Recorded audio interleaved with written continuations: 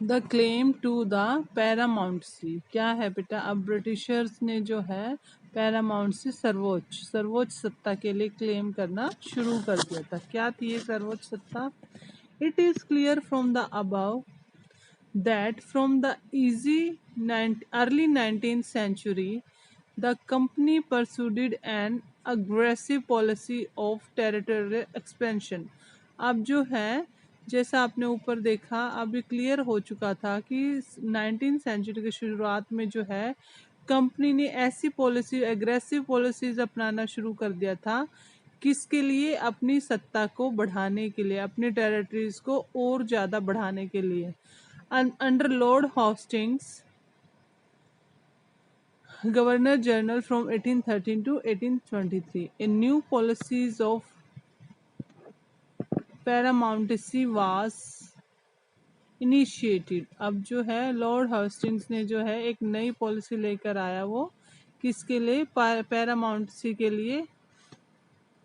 क्या थी वो? Now the company claim that its authority was paramounted और supreme.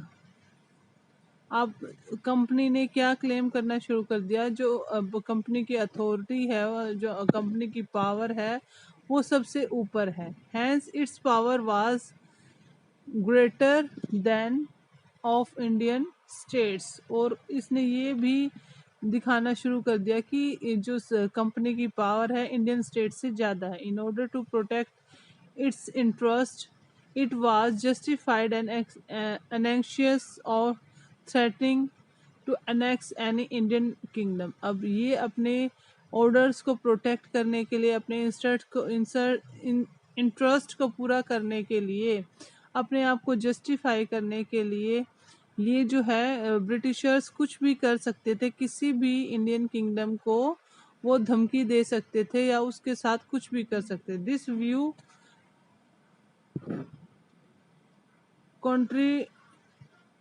continue to guide later British policies as well।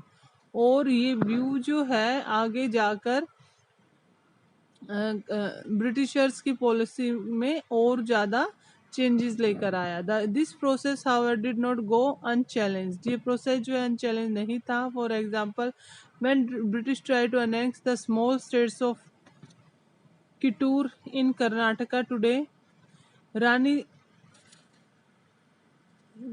चन्नमा took to arm and led an anti-British resistance movement।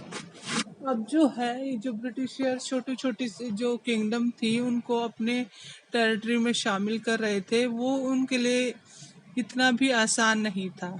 उन्होंने जब कर्नाटक की एक छोटी सी किंगडम कुन्नूर को जो है अपने कब्जे में लेने की कोशिश की, तो वहाँ की जो रानी थी चन्मा, वो उसने जो है ब्रिटिशर्स के साथ युद्ध किया and took arms and led an anti-British resistance movement, और एक anti-British resistance movement शुरू किया। She was arrested in 1824। वो जो है 1824 में अरेस्ट हुई and died in prison 18। Rani Chennamma took to arms and led an anti-British resistance movement। She was arrested in 1824 and died in the prison in 1829, but carried on the resistance। With popular support, he destroyed many British camp और records। इसने जो है बहुत सारे British camp और records को destroy कर दिया। He was caught and hanged the British in 1830। और ये जो चौकीदार था ये मारा गया कब? 1830 में। जो ब्रिटिशर्स ने इसको फांसी दे दी। You will read about several cases of resistance later in the book। अब क्या है? In the late 1830 East India Company became worried about Russia. अब रशिया के लिए बहुत ज़्यादा चिंतित थी। It imagined that Russia might expand across Asia enter India. उन्हें ये था कि रशिया जो है अपने आप को एक्सपेंड करेगा और वो इंडिया तक पहुंचेगा। And India from the north west. Driven by the fear, the British now wanted to secure their control over the north west. अपने फियर से ऊपर उठने के लिए उन्होंने क्या किया? नॉर्थ वेस्ट को और ज़्यादा सिक्योर करने की कोशिश की। They fought a Portugal prolonged war with Afghanistan between 1838 to 1842 and establish indirect company rule। और 1842 में इन्होंने जो अपना कंपनी रूल शुरू कर दिया। Sindh was taken over in 1843, Sindh को इन्होंने 1843 में अपने कब्जे में ले लिया। Next in line was Punjab, but the presence of Maharaja Ranjit Singh held back the company after the death of 1839. Two prolonged wars were fought with the Sikh kingdom. Ultimately in 49 Punjab was annexed। और रंजीत सिंह के बाद जो 2 युद्ध किए और 2 युद्धों के बाद जो है पंजाब को भी अपने अंडर में ले लिया कंपनी ने।